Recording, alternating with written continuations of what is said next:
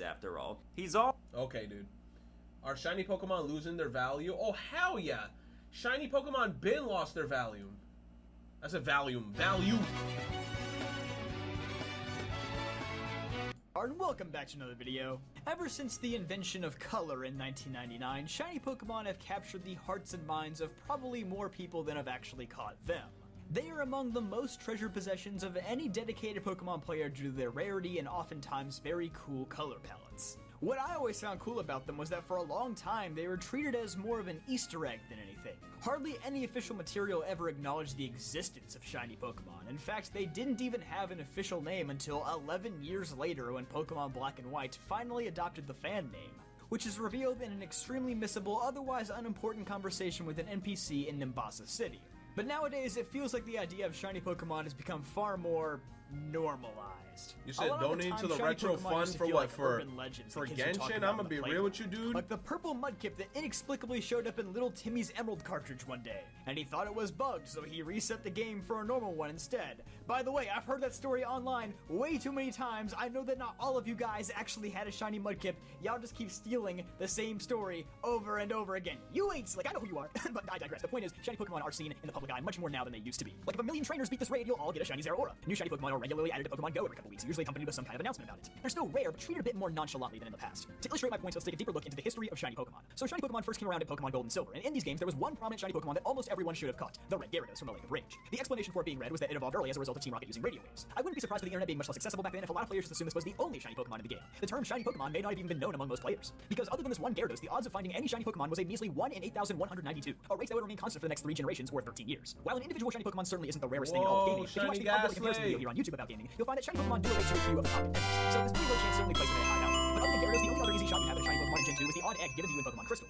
Yo, thank you, Bryce, for gifting a sub, you sexy bitch. Chance that whatever hatched from the egg would be shiny, but in International Crystal, it's 14%, and that's why I'll never forgive the Japanese. Moving ahead to Generation 3, you'll find that this is the generation that gives no freebies whatsoever. Actually, that's a lie. There is one freebie in the form of the very fixed glitch Shiny Zigzagoon, a Japanese exclusive distribution for Pokemon Ruby and Sapphire players. Okay, it actually was given away in America too, but no other countries. The Zigzagoon, true to its name, was given away alongside a free downloadable patch for the berry glitch, which was an issue that caused the game's internal calendar to not function properly, named after the fact that the first thing you probably notice is the berry trees not growing as intended. But yeah, excluding that one extremely obscure distribution, you get nothing from Gen 3 as far as shiny Pokemon are concerned. No fixed encounters, no special eggs, not even any method of boosting the odds. It truly is the hardest generation to obtain a shiny Pokemon in. And the cherry on top is if you catch an exceedingly rare Shadow shiny Pokemon in Colosseum, a spin-off game for Nintendo GameCube, that Pokemon will only have a 1 in 8,192 chance of retaining its shiny factor upon purification due to a glitch in the game. So if you happen to be one of the best who has one, box it and admire it forever while painfully knowing it can never leave your GameCube as long as you live. Bryce. But things were finally about to change for shiny Pokemon in the 4th generation, as Diamond Pearl not only introduced the Pokéradar, a device that increases your odds of finding shiny Pokemon through a method known as chaining, but also through a method that has been in every mainline Pokemon game since, the Masada method. Programmed into the game by director Junichi Masuda himself, this method involves breeding Pokemon from 2 different countries of origin, certainly promoting the then brand new idea of globally trading Pokemon through Nintendo DS. Why Sneeze will look like that? More likely that the offspring will be shiny, or a 1 in 1,638 chance. Now you could argue that this was the beginning of the downfall of shiny Pokemon value, but I won't go there just yet. Yes, these 2 new methods certainly made it far easier to obtain shiny Pokemon, but it still wasn't exactly what I would call likely. The value may have diminished a little bit, but not by a ton in my opinion. Now if you happen to catch a red Gyarados in Gen 3, then that's another story. It's basically worthless again in Gen 4. Thanks, Heart Gold and Soul Silver. But otherwise, you should be alright. Though Gen 5 introduced no new shiny hunting methods, this is where I think the normalization of their existence started. As I mentioned earlier, shiny Pokemon finally became the official title after a decade of being a strictly fan-used term in this generation. And then in Black 2 and White 2, a whopping 3 shiny Pokemon are basically given to you in-game. After defeating Alder's grandson Benga, he will give shiny Gible to players of Black 2, or shiny Dratini to players of White 2. And after you've seen every Pokemon in the Universe, yes, seen, not caught, you'll be able to access the secret nature preserve area where a shiny Haxorus awaits you. Kind of a bummer in my opinion, seeing as how it's not the hardest criteria to fulfill, and also shiny Haxorus is dope, so seeing his value drop quicker than the German dollar after World War I is... You get a shiny Haxorus? Introduce one other major contender in the shiny race, the shiny charm. This key item triples the rate of finding any shiny Pokemon in the wild and usually stacks on top of other shiny hunting methods. But at the very least, it's quite difficult to obtain, as you must have caught all the Pokemon in the National Pokedex, God rest its soul. Like Masada method, the shiny charm would also be a staple in the series going forward. So up to this point, shiny Pokemon, while becoming a bit easier to hunt and a little less unknown to the general public, still remained exceedingly rare and eluded most players. But then, Generation 6 said, you want shiny Pokemon? We'll give you shiny Pokemon.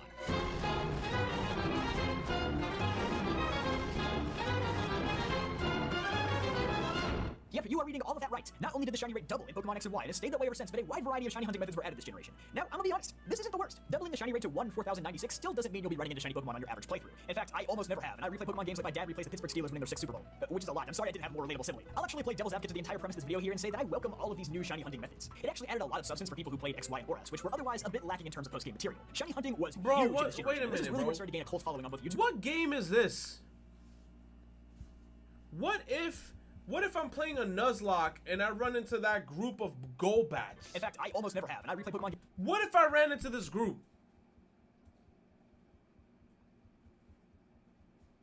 And I'm like, dude, you could easily get bodied in a Nuzlocke. Games like my dad replaced the Pittsburgh Steelers winning their 6th Super Bowl, which is a lot. I'm sorry I didn't have more relatable simile. I'll actually play devil's advocate to the entire premise of this video here and say that I welcome all of these new shiny hunting methods. It actually added a lot of substance for people who played X, Y, and Boras, which were otherwise a bit lacking in terms of post-game material. Shiny hunting was huge in this generation, and this is really where it started to gain a cult following on both YouTube and Twitch. Ironically, adding so many different methods may have actually boosted people's desires for shiny Pokemon even more. But of course, no must first expand way. with YouTube and Twitch. Ironically, adding so many different methods may have actually boosted people. 2 shinies in one bunch?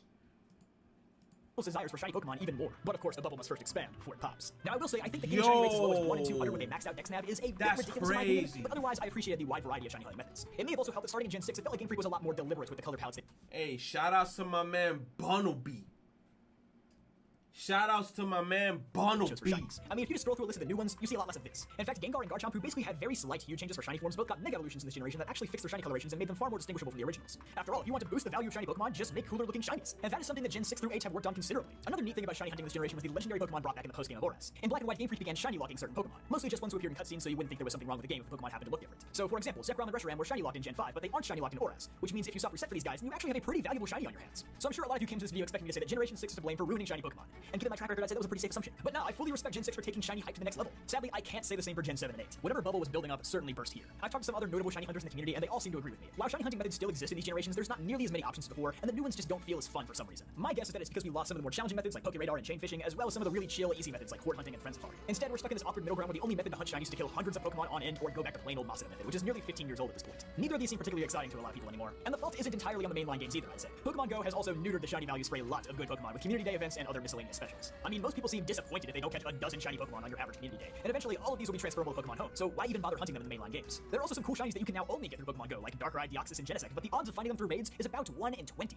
I can't really say those odds are anything to get excited about. But beyond just odds and ease of finding, shiny Pokemon just don't seem to have that same sense of mysteriousness. I don't have a Darkrai. I hope they bring back Darkrai this year. Shiny Pokemon also have appeared in 7 of the last 11 Pokemon movies. Discounting Ash's Noctowl, they had appeared in 0 of the first 11. They're in almost all of the spin-off games now, Mystery Dungeon, Rumble, and even Masters, you name it. As I mentioned at the beginning of the video, shiny Pokemon felt special because they were hardly ever acknowledged by official material. Nowadays, it feels like you can't get away from them, even outside the games. Now, at the end of the day, shiny Pokemon are all luck. I'm sure there are plenty of you watching out there who have never even had the chance to see a shiny Pokemon in your own game. After all, it took me 13 years to finally capture one. I've gotten about 90 of them since then, and I won't lie, as long as it isn't in Pokemon Go, there is still a bit of a rush, although not as strong as it used to be. Shiny Pokemon still create fantastic moments even now. Only a few months ago, I hatched a shiny Phalanx on my first egg in front of my friend who loves Phalanx more than any Pokemon in the whole wide world, and seeing yeah, the shiny coffee I happily danced around was probably one of the greatest moments of my college life, as sick as that may sound. Show it to the camera. First egg, everybody. Woo!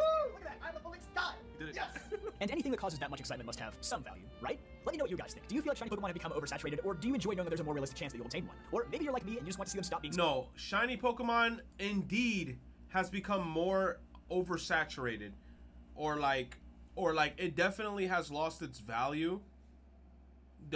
Compared to how it was in the past, because it was way harder to find a shiny Pokemon, but now it's kind of like everybody has a shiny Pokemon at some point.